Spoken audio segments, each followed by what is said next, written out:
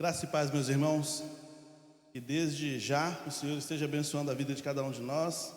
Os irmãos são bem-vindos a este lugar e quero agradecer a você que está em casa assistindo este culto. Que Deus abençoe sua vida poderosamente e desde já a graça de Deus esteja derramada sobre a vida de cada um de nós. Eu quero convidar os irmãos a uma leitura bíblica para nós iniciarmos este culto no livro de Salmos. O Salmo de número 84. Salmo de número 84, a nossa leitura para essa devocional. É o texto que diz assim: quão amáveis são os teus tabernáculos, Senhor dos exércitos. A minha alma está desejosa e desfalece pelos átrios do Senhor. O meu coração e a minha carne clamam pelo Deus vivo. Até o pardal encontrou casa e a andorinha ninho para si, onde ponha seus filhos. Até mesmo nos teus altares, Senhor dos exércitos, Rei meu e Deus meu. Bem-aventurados os que habitam na tua casa, louvar-te-ão continuamente. Bem-aventurado o homem cuja força está em ti, em cujo coração estão os caminhos aplanados, que passando pelo vale de Baca, faz dele uma fonte, a chuva também enche os tanques. Vão indo de força em força, cada um deles em Sião aparece perante Deus. Senhor Deus dos exércitos, escuta a minha oração, inclina os ouvidos, ó Deus de Jacó. Olha, ó Deus, escudo nosso, e contempla o rosto do teu ungido. Porque vale mais um dia nos teus átrios do que 1000. Preferiria estar à porta da casa do meu Deus a habitar nas tendas dos ímpios. Porque o Senhor Deus é um sol e escudo. O Senhor dará graça e glória. Não retirará bem algum aos que andam em retidão. Senhor dos exércitos, bem-aventurado o homem que em ti põe a sua confiança. Amém? Nós somos bem-aventurados porque nós colocamos a nossa confiança no Senhor. Nós não colocamos a nossa confiança em nós mesmos, na nossa força, nas nossas habilidades, nos nossos diplomas. Nossa força vem do Senhor, nós colocamos nele a nossa confiança. E nós vamos orar ao Senhor neste momento, pedindo a Ele que venha abençoar as nossas vidas, venha receber este culto como cheiro suave no seu altar, venha despertar o seu povo, para adoração, para cultuar ao Senhor, para buscar a sua face. Venha nos despertar para que, assim como diz o texto, tenhamos nós a satisfação e a alegria de estar na casa do Senhor, para bendizer o seu nome, para cultuar ao seu nome, sabendo que ele fala assim: bem-aventurados são os pardais que fazem seus ninhos na casa do Senhor, E a gente também pode ser bem-aventurado quando a gente faz os nossos ninhos na casa do Senhor, quando a gente se aninha na casa do Senhor, faz com que os nossos filhos cresçam na presença do Senhor e a nossa vida se desenvolva diante da graça de Deus. Nós vamos orar nesse momento. Senhor, nosso Deus e nosso Pai, nós te agradecemos pelo dia de hoje, por tudo que o Senhor permitiu acontecer nesse dia, por todas as coisas que o Senhor tem feito acontecer, ó Deus, durante esse dia. Muito obrigado. Agora nós chegamos ao final desse dia e estamos aqui, ó Deus, para cultuar ao Senhor. E pedimos ao Senhor, ó Deus, que na tua infinita bondade e misericórdia o Senhor perdoe os nossos pecados, o Senhor conduza os nossos passos em retidão diante do Senhor, que o teu Espírito Santo faça a obra no coração de cada um de nós, ó Deus, a obra que a Ele é devida, de nos converter dos pecados, da justiça e do juízo. Enfim, ó Deus, que o Senhor Deus se digne abençoar este culto, recebê-lo como cheiro suave no teu altar e falar aos nossos corações, edificando-nos para a glória do teu nome. Receba a nossa adoração, receba a nossa oração. Fala conosco nessa noite uma vez mais. Alcance, ó Deus, o coração de cada um de acordo com a necessidade que cada um tem da parte do Senhor. Em nome de Jesus. Amém. Nós vamos louvar o Senhor agora, meus irmãos.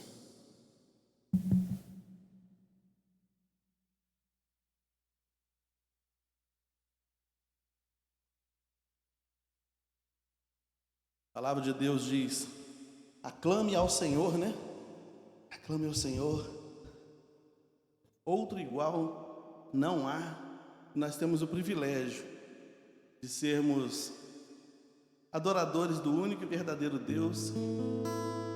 Temos o privilégio de poder celebrar esse Deus que é digno de toda honra, toda glória, de todo louvor.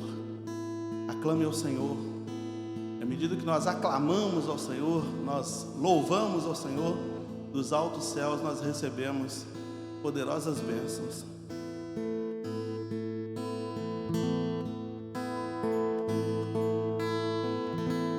Meu Jesus, Salvador, outro igual não há. Todos os dias quero louvar as maravilhas de teu amor.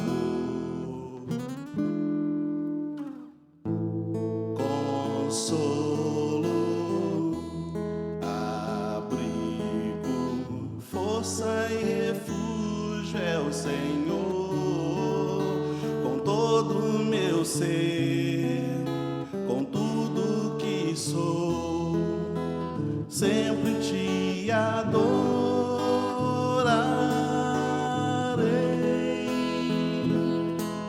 Aclame ao Senhor toda a terra e cantemos poder, majestade, louvores ao Rei.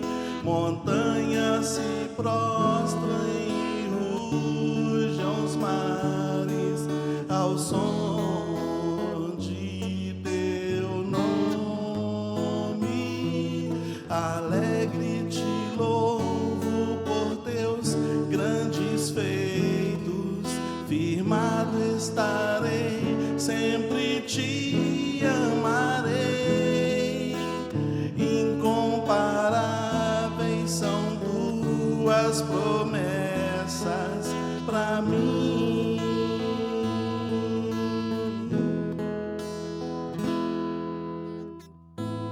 Meu Jesus, Salvador, outro igual não há. Todos os dias quero louvar as maravilhas de teu amor. Consolo, abrigo, força e refúgio é o Senhor.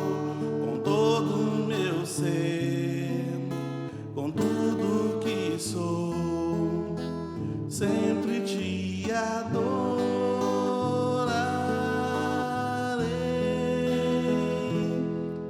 Aclame ao Senhor toda a terra e cantemos poder, majestade, louvores ao Rei. Montanhas se prostrem e rujam os mares ao som de teu nome. Alegre te louvo por teus grandes feitos, firmado estarei, sempre te amarei.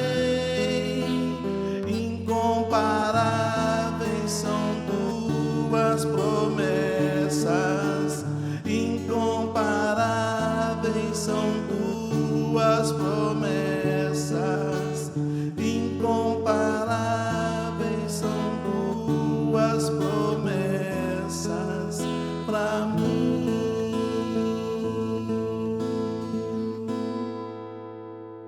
Senhor, nosso Deus e nosso Pai, nós te louvamos porque o Senhor tem promessas para a vida de cada um de nós. E nós te louvamos também, ó Deus, porque essas promessas são incomparáveis. Incomparáveis, insondáveis. E mais, essas promessas nos alcançam. Nós te louvamos por isso. Perdoe, ó Deus, os nossos pecados. Receba a nossa adoração em nome de Jesus. Amém. Nós vamos voltar à leitura bíblica. Dessa vez nós vamos ler Marcos capítulo 6.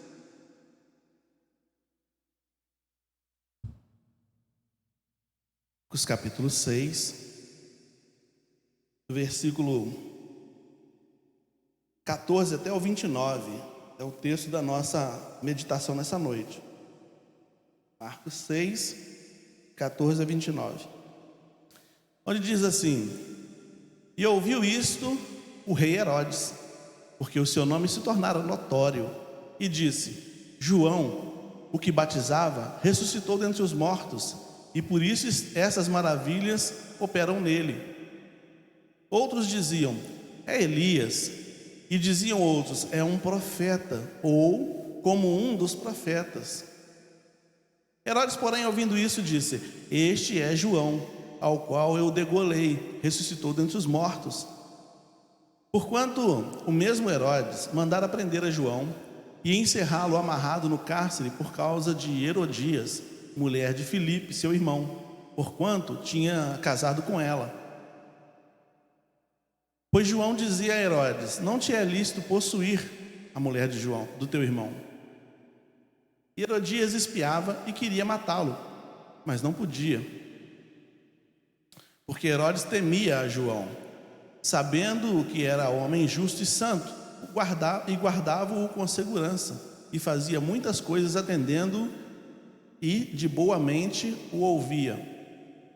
E chegando uma ocasião favorável em que Herodes, no dia dos seus anos, dava uma ceia aos grandes e tribunos e príncipes da Galileia, entrou a filha da mesma Herodias e dançou, e agradou a Herodes e aos que estavam com ele à mesa. Disse então o rei à menina: pede-me o que quiseres e eu te darei. E jurou-lhe dizendo: tudo que pedires te darei, até metade do meu reino. E saindo ela, perguntou à sua mãe: o que pedirei? E ela disse: a cabeça de João Batista. E entrando logo apressadamente, pediu ao rei dizendo: quero que imediatamente me des num prato a cabeça de João Batista. E o rei entristeceu-se muito, todavia, por causa do juramento e dos que estavam com ele à mesa, não lhe o quis negar. E enviando logo o rei o executor, mandou que lhe trouxessem ali a sua cabeça, e ele foi e degolou na prisão. E trouxe a sua cabeça num prato e deu à menina, e a menina a deu à sua mãe. E seus discípulos, tendo ouvido isso, tomaram seu corpo e o puseram num sepulcro. Que o Senhor se digne abençoar a leitura da sua palavra e apresente, ao nosso coração uma mensagem extraída desse texto, que possa nos edificar, nos confrontar, nos ajudar a crescer um pouco mais na presença do Senhor. Nós temos nesse texto aqui duas figuras principais desse texto aqui, que é Herodes e João Batista. Mas antes do texto em si, porque o texto começa dizendo assim: chegou isso ao ouvido de Herodes. Isso o quê, né? Ela ouviu isto o rei Herodes, né? Vamos identificar algumas coisas. Jesus tinha ido para Nazaré, que era a terra dele, tinha chegado em Nazaré, na região da Galileia. Então ele chega em Nazaré. Ele se assusta, ele fica maravilhado com a ausência de fé do povo de Nazaré. Ele chega a dizer: não há profeta sem honra a não ser na sua própria casa, porque é a cidade natal dele, e ele não consegue encontrar pessoas com coração de fé para que ele possa fazer muitas coisas. Então ele faz alguns sinais, alguns milagres, algumas coisas ali, mas não consegue fazer muita coisa. Herodes era o rei da região. A Bíblia vai dizer que ele era um tetrarca, né? Tetra significa 4, né? Então, na monarquia, você tem um rei. Mas na tetrarquia você tem 4 reis. Herodes era um dos 4. Esse Herodes aqui é o Herodes chamado Herodes Antipas, né? Porque Herodes é um título. Então esse aqui é o Antipas. E ele era rei daquela região. E chega ao ouvido dele que uma grande personalidade está naquela região. Alguns tinham identificado ele: esse aí é o filho da Maria, irmão do Tiago, irmão do fulano, irmão do Judas. tem algumas irmãs e falaram sobre Jesus ali naquele contexto, mas essa informação de que Jesus era alguém dali, filho de Maria, essa informação não chegou no coração, nos ouvidos de Antipas, o Herodes. Só chegou ao coração dele, ao conhecimento dele, que tinha uma grande personalidade na região, fazendo alguns milagres, alguns sinais, curando enfermos, expulsando demônios, enviando discípulos de 2 em 2 em cidades vizinhas. E isso tudo chamou a atenção do Herodes, chamou a atenção do Antipas. E ele, então, preocupado com isso, na verdade ele fica, quem é essa figura? E ele está assombrado. Herodes Antipas está assombrado, porque 2 vezes ele cita, é João que ressuscitou. No versículo 1 ele fala, esse aí é João que ressuscitou. Aí o pessoal fala, não, ele é o Elias, não, ele é algum profeta, ele tem aspecto de profeta, ele tem jeito de profeta. Mas aí o Herodes volta a falar, esse aí é o João que eu infelizmente mandei decapitar. Então você tem a primeira figura que a gente cita aqui no texto para essa mensagem, Herodes.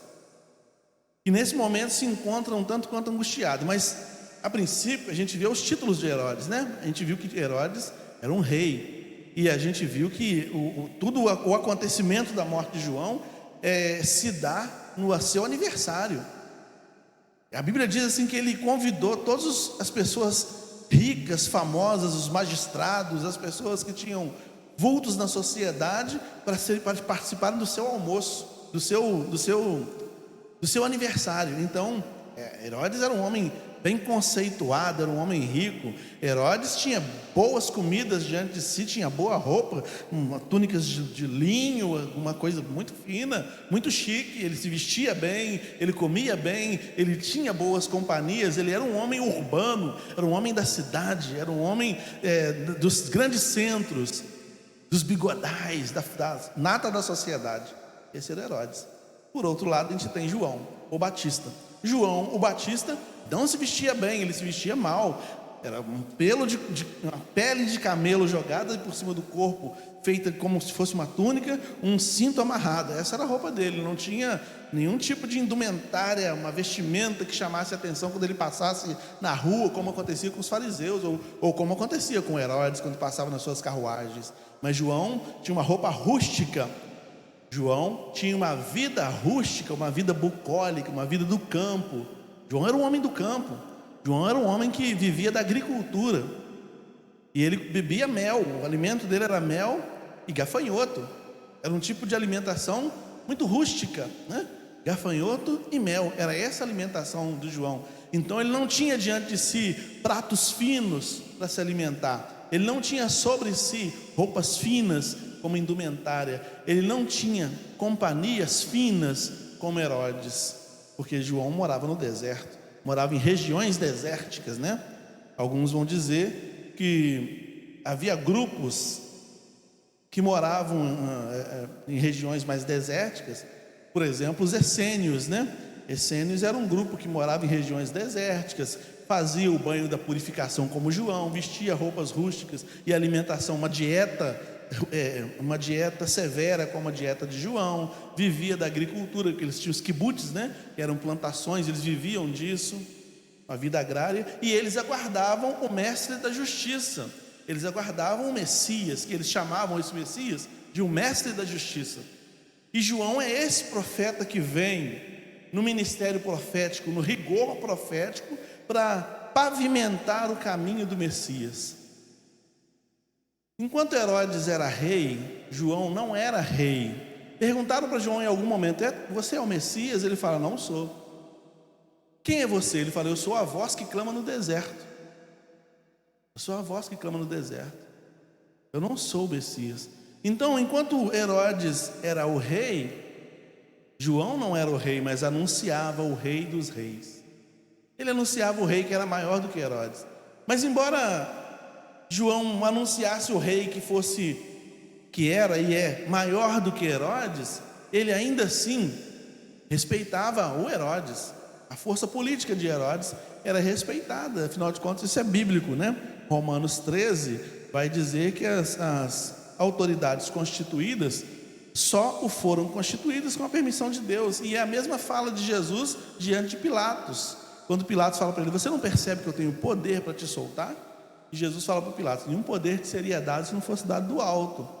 Então é Deus que constitui os reis, é Deus que destitui os reis, é Deus que permite que presidentes cheguem ao comando, é Deus que tira os presidentes, os magistrados, as pessoas que estão no comando das nações, as autoridades de um modo geral, chegam ao poder mesmo somente com a permissão de Deus. E aí eu me lembro de uma aula de escola dominical, que a gente estava falando sobre religião e política, e uma pessoa perguntou assim: mas e quando o presidente, o rei, o líder, o político lá que foi instituído por Deus, e quando ele rouba? E quando ele entra pelos caminhos da corrupção? E aí a resposta que nos veio para o momento foi: foi dado a ele a oportunidade da parte de Deus de ter o comando, de ter o poder. A ele foi dado o poder. Se ele faz mau uso desse poder, aí o problema é dele, não é um problema de Deus.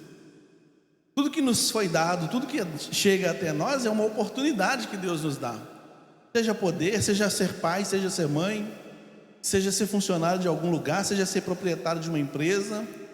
Qualquer coisa que chega à nossa mão, qualquer oportunidade que chega à nossa mão, foi uma oportunidade mesmo dada por Deus. E aí a gente nós que temos livre-arbítrio, né, é que escolhemos se vamos fazer bom uso ou não do poder que foi dado. No caso do texto, Herodes parece que fez mau uso do poder que lhe foi dado, porque Herodes olhou para Herodias, mulher do seu irmão Filipe, e se apaixonou por ela. E ele tomou a mulher do irmão dele para ser sua própria esposa. Um historiador especificamente, ele chegou a dizer que isso deu um problema muito grande na vida do Herodes. Porque quando acontece o fato de Herodes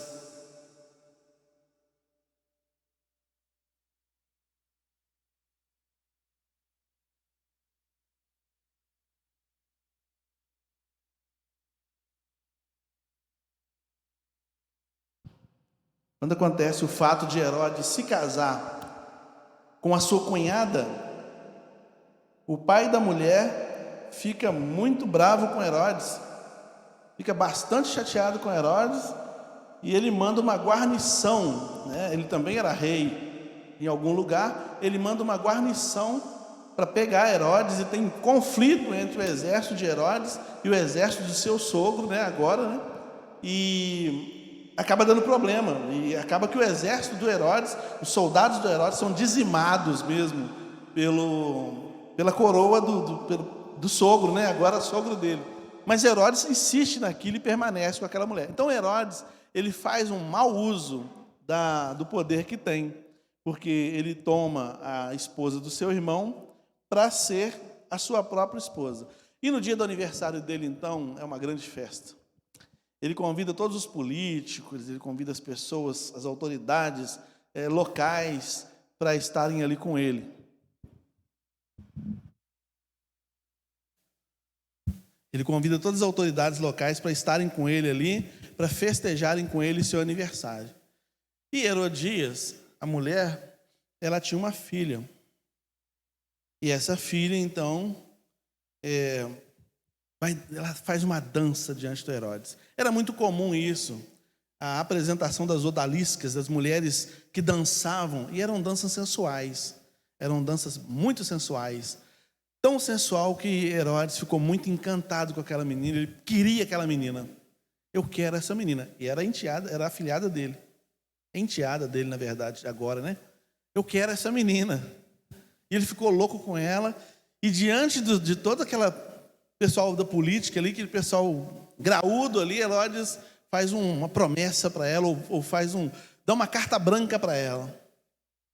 Ele fala: olha, pode pedir qualquer coisa que você quiser para você ficar comigo, pode pedir qualquer coisa que eu te dou, mesmo metade do meu reino eu te dou. Uma fala bastante ousada, até porque as palavras de um rei não podiam voltar, o rei tinha que cumprir aquilo que ele dizia, ainda mais diante de toda aquela sociedade bigodal que estava ali, o pessoal do dinheiro, o pessoal que estava todo ali. Herodes não podia voltar atrás, ele corria o sério risco da menina pedir metade do reino mesmo. Mas a palavra de João Batista latejava muito forte na cabeça da mulher, aquela mulher. E ela queria dar um jeito de matar João Batista. Herodes tinha deixado João Batista num cárcere, a Bíblia diz manietado, né? todo enrolado com fios, né? Para que ele pudesse ter pouca mobilidade, mas em segurança. Então tinha uma guarda forte tomando conta de João Batista, para que os discípulos de João não tentassem libertá-lo, ou qualquer outra coisa que pudesse acontecer. Entretanto, embora ele mantivesse João ali, ele ia lá conversar com João, e parece que ele gostava de ouvir os conselhos de João.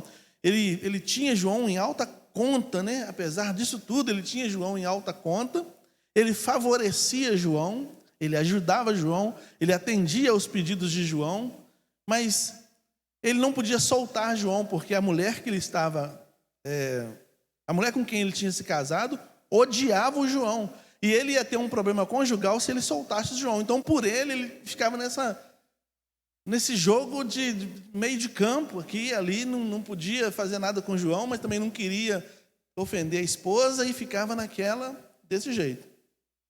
E aí a mulher dele vê uma ocasião para resolver o problema da consciência dela. A consciência está pesada desde aquele dia que aquele rapaz pegou no cavalo e falou que não era lícito a gente ficar junto, João, ou Herodes. Resolve isso. Mata esse cara, que ele vai ficar falando o tempo todo. Você fica indo lá no cárcere conversar com ele, e toda vez ele fala contigo, larga essa mulher, ele não gosta de mim. Mata ele, acaba com ele.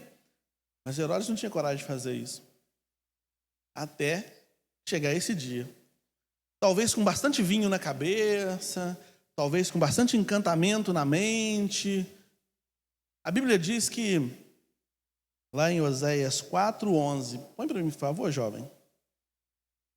Oséias 4:11, olha o que diz: a luxúria e o vinho e o mosto tiram o coração. Em outra versão vai falar,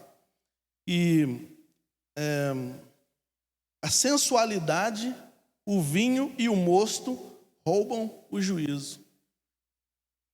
Assim como o excesso de álcool, o excesso de vinho rouba o juízo, a pessoa começa a não ter mais julgamento próprio e o juízo dele fica comprometido. Assim como o vinho faz isso, o mosto também. O que é o mosto? O mosto era um tipo de alimentação feita com o bagaço da uva. Então se exprimia a uva e com o caldo fazia o vinho, mas aquele bagaço também era feito algum tipo de alimento também fermentado, que também provocava torpor, assim como o álcool. A pessoa ficava embriagada comendo aquela substância, mosto, né? Então ele fala, assim como o vinho e o mosto conseguem tirar o juízo de uma pessoa, deixar a pessoa fora do ar, deixar a pessoa acima do normal, assim também é a sensualidade. Uma pessoa que está aprisionada pela sensualidade, uma pessoa que está aprisionada pela luxúria, uma pessoa que está aprisionado, apaixonado, assim ele corre o risco de fazer doideiras. Haja vista Sansão, haja vista Davi. E agora a gente vê o Herodes, que ficou apaixonado por aquela sensualidade toda, a menina dançando, talvez seminua, fazendo aquilo tudo. Ele ficou encantado com aquela menina. Ele ofereceu para ela metade do reino, se ela quisesse. Mas a mãe dela falou, não, nosso pedido é diferente. Nosso pedido vai ser a cabeça do João. Mas que menina é essa que recebe uma bandeja, tira a tampa da bandeja e está lá uma cabeça ensanguentada? E ela, feliz, porque um pedido desse tamanho foi atendido, e ela leva a cabeça de presente para a mãe deve dar uma gargalhada. Aê, João, é isso aí que acontece com quem mexe comigo. Você não sabe com quem você está mexendo. Mas que menina é essa? Que mulher é essa? O que será que aconteceu com a vida do Herodes posteriormente, convivendo com essa mulher? E o que será que aconteceu com a vida de algum homem que tenha em algum momento casado com essa menina? Não sabemos, né? Mas já demonstra traços de uma psicopatia, de alguma coisa assim que era nefasta, era perigoso demais. Era o tipo de gente perigosa demais. É um espírito de Jezabel que manda matar, que quer ver a cabeça na bandeja, que quer ter certeza em vendo aquele sangue derramando. Esse tipo de gente. O Herodes ficou chateado, mas teve que atender esse pedido. E assim findou-se os dias de João o Batista. Alguns comentaristas vão dizer que aí na fase dos 34 a 35 anos de idade. Foi o tempo que foi permitido João viver e passar por essa experiência da morte. João não tinha medo da morte, porque João vislumbrava o céu. João não tinha medo da morte, porque João falava de alguém que viria e ele teve contato com esse alguém que veio. Ele tinha certeza que o Salvador viria, ele tinha certeza que o Mestre da Justiça viria, ele tinha certeza que o Messias viria, e ele teve a certeza quando ele viu o Messias, que era seu primo. Na cadeia, depois de preso, sabendo que estava sentenciado à morte, em qualquer momento ele teria que morrer, ele envia 2 discípulos deles até Jesus e pergunta para ele assim, fala com eles assim, pergunta para ele, vocês vão encontrar um tal de Jesus lá, é meu primo, pergunta para ele se ele é o Messias ou se a gente tem que esperar algum outro. Ele queria ter certeza que a missão dele tinha se cumprido. Ele veio para anunciar o Messias e o Messias veio. Ele tinha que ter essa certeza. E ele teve. Jesus não falou, eu sou o Messias. Ele não disse isso. Mas ele deixou os discípulos de João passar um tempo com ele. E nesse tempo que os discípulos de João passaram com Jesus, Jesus curou pessoas, fez uma série de coisas, expulsou demônios, mostrou que o poder do reino dos céus realmente tinha chegado. E ele vai dizer assim, vai lá e fala para o João o seguinte, os cegos veem, os surdos ouvem, os coxos são curados, os mortos são ressuscitados, é chegado o reino dos céus.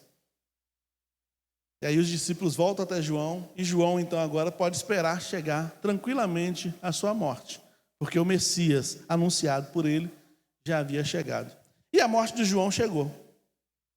Chegou nesse dia, um dia de festa para muita gente, mas um dia de tristeza para algumas pessoas. Os discípulos de João vão até o cárcere, recuperam o corpo, né? Naquele tempo as pessoas tinham que reconhecer o corpo e fazer retirada desse corpo, senão ele ia ser jogado aos corvos, nas valas, aos cães, né? Por isso que acerca de Jesus está escrito assim no Salmo, né? Não deixará o teu santo vir a corrupção. É exatamente essa questão, porque se um defunto não tivesse seu corpo reclamado por alguém fosse lá e chamar e pedisse o corpo para fazer um enterro digno, esse corpo seria entregue às aves de rapina, aos cães, e assim era feito com os corpos dos defuntos, né? No caso de Jesus, José de Arimateia comprou o corpo, levou o corpo e enterrou como se fosse um parente dele. No caso de João Batista, os discípulos de João pegam o corpo e sepultam o corpo de João para dar uma morte digna para o mestre, né? Então, assim acontece. Mas o que tem a ver a morte de João conosco nos dias atuais? O que tem a ver a morte de João, que é um fato histórico, com a nossa vida hoje aqui? Vamos ver alguns aspectos, né? Primeira coisa que a gente vê aqui é que Herodes estava assombrado. Ele estava assombrado. O pecado, ele assombra, né? O pecado assombra. Quando uma pessoa está envolvida no pecado, está com o coração tomado pelo pecado, ele anda sobressaltado, com medo de ser surpreendido. Então ele fica assombrado, né?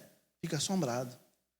Herodes estava assombrado, ele achou que João tinha vindo dos mortos para incomodá-lo, tinha ressuscitado dos mortos para cobrar dele a decisão que ele tinha tomado de mandar ele arrancar a cabeça, e ele ficava sobressaltado com medo, ele repetia isso. Ele fala isso no versículo 1, ele fala isso no versículo 14, fala no versículo 16, ele ressuscitou, ele veio, ele voltou, ele está atrás de mim, ele quer me pegar.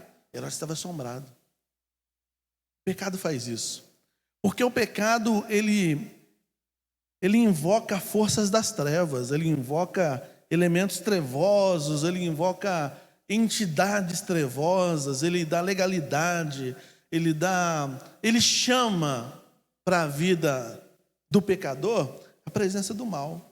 Os espectros do mal se aproximam, as trevas se aproximam.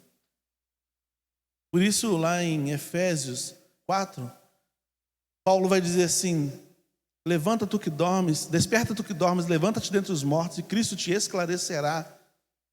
Quando a pessoa está adormecida no pecado, Ele não está esclarecido, não está na claridão, não está na claridade produzida pelo sol da justiça, como nós lemos aqui no Salmo 84, versículo 11, o Senhor é o sol da justiça. Então não tem a luz do mundo, que é Jesus, né, sobre a vida dele, ele está em trevas. Ele está em trevas. E porque está em trevas, toda essa energia trevosa, todos esses elementos das trevas, todas as hostes e hordas do inferno estão por perto, assombrando a pessoa. Eu me lembro uma vez que um amigo meu que é desenhista, ele decidiu fazer uns desenhos no quarto dele. Ele desenha muito bem. Então ele desenhou um tubarão devorando uma pessoa. Ele gostava muito de coisas sangrentas, filmes de terror. Então ele desenhou um tubarão devorando uma pessoa, desenhou várias coisas assim, das coisas que ele via no filme. Ele ficou muito tempo tendo pesadelo, sentindo arrepios dentro do quarto. Ele ficou muito tempo assim. Até que um dia a mãe dele, me parece, acho que foi a mãe dele, tira isso da parede, pinta esse quarto. Ele foi, lixou tudo, pintou. E aí começou a clarear. A gente tem que romper com as trevas. Senão a alma fica sobressaltada. Senão a alma fica assustada. Fica assombrada mesmo, de verdade. E era o que estava acontecendo com Herodes, né? Herodes temia João, ouvia João, mas não se convertia. Tem pessoas que ouvem, que temem, mas não se converte. A Bíblia diz que até o diabo teme e treme diante de Deus, mas não se converte, não vai se converter nunca. E pessoas também são assim. Muitas pessoas ficam inchadas de tanto receber o evangelho, mas nunca se rendem ao evangelho. Herodes estava ali. Ouvia todo dia João falando com ele. Ele reverenciava João. A Bíblia diz que Herodes via em João um homem santo e justo. O texto vai falar isso. Herodes olhava para João, ele temia João porque ele sabia que João era um homem santo e justo. Está no versículo 20. Olha lá, porque Herodes temia João, sabendo que era um homem justo e santo, e o tinha em segurança. Herodes temia João, sabendo que era um homem justo e santo, e guardava-o com segurança. Fazia muitas coisas atendendo de boa mente o ouvia. Então Herodes estava ali, ouvia João, atendia João, sabia que ele era um homem justo, sabia que ele era um homem santo, mas nada disso era suficiente para fazer Herodes abandonar a sua vida pecaminosa, né? Porque ele estava cego pela paixão. Cego pela paixão de Herodias, a sua mulher agora, e cego agora de paixão também pela filha dela. O coração dele estava tomado. Ele estava como que embriagado de vinho ou de mosto, como diz o texto de Oséias. A luxúria, a sensualidade, a vida devassa, naquele contexto, fazia com que Herodes ficasse mesmo aprisionado de tal maneira que não tinha forças para sair daquelas trevas e ir em direção à luz, né? A Bíblia fala sobre uma espécie de estágios, né, do pecado: cobiça, posse e morte, ou cobiça, posse e destruição, né? Jesus fala que a gente tem que tentar matar o pecado que em nós habita, enquanto está no primeiro estágio, no estágio da cobiça. Quando Jesus fala lá em Mateus 5:28, Arthur, Mateus 5:28, Jesus fala assim: eu, porém, vos digo que qualquer que atentar numa mulher para a cobiçar, já em seu coração cometeu adultério com ela. Então ali ele já fala do primeiro estágio. É quando o pecado está sendo produzido dentro da gente. É quando o olhar já está sendo...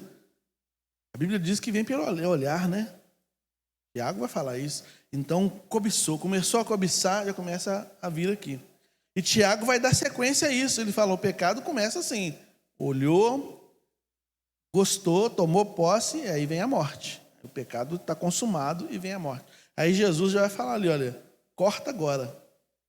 Corta no momento inicial. Porque a força do pecado é grande demais. E ela pode te levar a um torpor semelhante ao de Herodes, que você é capaz de prometer e dar coisas que nem você é capaz de dar conta depois da promessa que fez E nem é seu aquilo que você dá. Ele deu a cabeça de uma pessoa.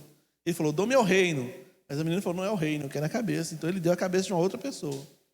Por causa do grau de comprometimento que ele estava, por causa das trevas que havia dentro do coração dele. O mesmo acontece com Judas, né? O grau de comprometimento que a pessoa está. Mas havia uma pessoa comprometida também com o reino de Deus ali, que era João. Então, Herodes estava assombrado, ele temia João, não gostou de ter sido denunciado por João, prendeu João, estava cego de paixão pela a mulher e pela filha dela agora também, faz uma oferta perigosa, chega ao terceiro estágio, um estágio mais grave do pecado, que é quando vai comprometendo vidas de pessoas e vai produzindo morte, destruição, né? Porque o pecado ele tem que gerar mentira, né? Uma mentira vai chamando outra, um pecado vai chamando outro, um abismo chama outro abismo, até a destruição total. Estava totalmente inebriado, né? Com tudo que estava acontecendo ali. Por outro lado, a gente tem João completamente comprometido com o reino, né? E eu e você precisamos estar comprometidos com o reino, sabendo que estar comprometido com o reino vai cobrar um preço alto. Para João, estar comprometido com o reino lhe custou a vida. Para muitos irmãos, custou a vida. Para Jesus, custou a vida. Para os apóstolos, custou a vida. Para muitos irmãos, ainda hoje, custa a vida estar comprometido com o reino. Mas nós somos chamados para estar comprometidos com o reino. Nós não somos chamados para outra coisa. Nós estamos vivendo uma sociedade onde as pessoas não querem compromisso com nada, não querem compromisso com a família, não querem compromisso com a igreja, não querem compromissos nenhum. Mas o reino nos chama a um compromisso.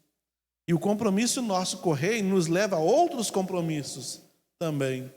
E nos leva a realmente estarmos bem alicerçados, bem entranhados, né, na obra de Deus. E esse era o João. João vivia o rigor profético, né? O rigor profético, que é a denúncia. A verdadeira profecia é aquela que denuncia. A profecia, ela denuncia os deslizes morais, ela denuncia os deslizes espirituais, ela precisa denunciar. Isso é o rigor profético, né?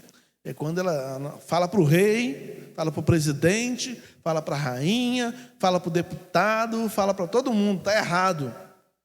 Quando há desníveis provocados por corrupção, a profecia tem que se pronunciar.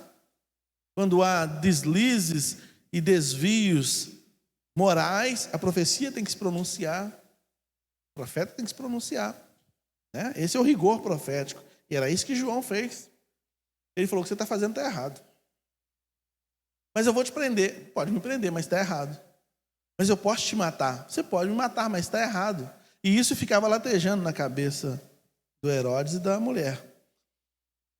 João era temido por ser um homem da verdade. A Bíblia diz que nada podemos contra a verdade, senão a favor da verdade. Se eu falo a verdade, quando eu me pronuncio em verdade, nada pode me parar, nada pode me deter. Porque a verdade fica, ela permanece. Nada pode ser contra a verdade. Toda mentira cai, mas toda verdade permanece, né? E João falava em nome da verdade, né? Ele era temido por ser um homem da verdade. O testemunho que Herodes dá sobre ele era um homem justo, né? Um homem justo, um homem temente a Deus. Era esse o homem, era um homem verdadeiro. Então isso incomodava bastante Herodes. Justo e santo. Então, a gente viu um retratinho aqui de Herodes e de João. E nós precisamos testemunhar da palavra de Deus. Mesmo que isso traga algum infortúnio. Às vezes a gente deixa de falar porque vai perder amizade. Mas a Bíblia diz que se nós vermos o ladrão roubando e não fizermos nada, nós seremos coniventes. Seremos ladrões como ele. Eu tenho que falar, eu tenho que denunciar. É o rigor profético. Eu tenho que falar, né? Precisamos testemunhar a palavra da verdade. Não a nossa verdade, mas a verdade da palavra. Porque o meu argumento é refutável, mas a palavra não, né? Então eu tenho que, pela palavra, sem interpretar, pegar a palavra nua e crua e apresentar. e deixar que as pessoas discutam com ela. Aí não estão brigando comigo, estão brigando com a Bíblia. Precisamos esperar, ou não podemos esperar, na verdade, nenhuma glória, nenhuma recompensa neste mundo. Este mundo não é um lugar para nossa recompensa, para nossa glória. Nós não somos deste mundo, nós somos extraterrestres. Extraterrestre significa extra na terra, somos extraterrestres. Em breve estaremos em outro lugar, o nosso mundo verdadeiro. Por enquanto estamos aqui. Então, como estamos aqui, como disse Jesus lá em João 17, né? Não lhe peço que os tire do mundo, mas os livre do mal. Eles não são do mundo como eu não sou do mundo, disse Jesus em João 17. Então nós não somos daqui, né? E não precisamos, não devemos querer esperar aplausos neste mundo, né? Porque caso aconteça isso, nosso coração também já se corrompeu, aguardando aplausos, aguardando louvores, louros, né? E não é isso que está proposto para a gente aqui. Aqui está proposto tribulação, como disse Jesus, no mundo tereis aflições. Nossa glorificação é lá do outro lado da morte.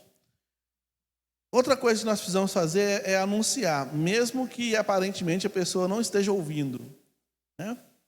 João falou, e mesmo que Herodes não estivesse prestando atenção, ou não estivesse tomando uma atitude, mas o que João falou ficou latejando na cabeça dele. Ficou latejando na cabeça da mulher. Ficou latejando na cabeça deles. Aquele infortúnio estava assombrando ele, o que João tinha dito. Então a gente precisa anunciar, mesmo que a gente acha assim, não adianta nada. Não, continua falando que não é você que converte a pessoa, é o Espírito Santo.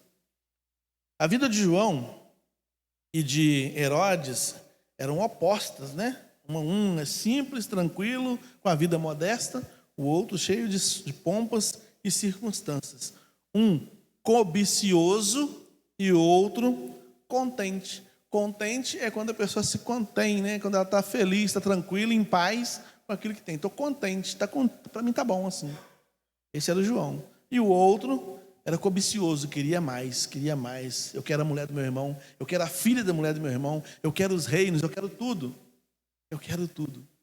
Um era assim. O outro tinha a vida contida por Deus. E a gente tem que tomar cuidado com a cobiça, né?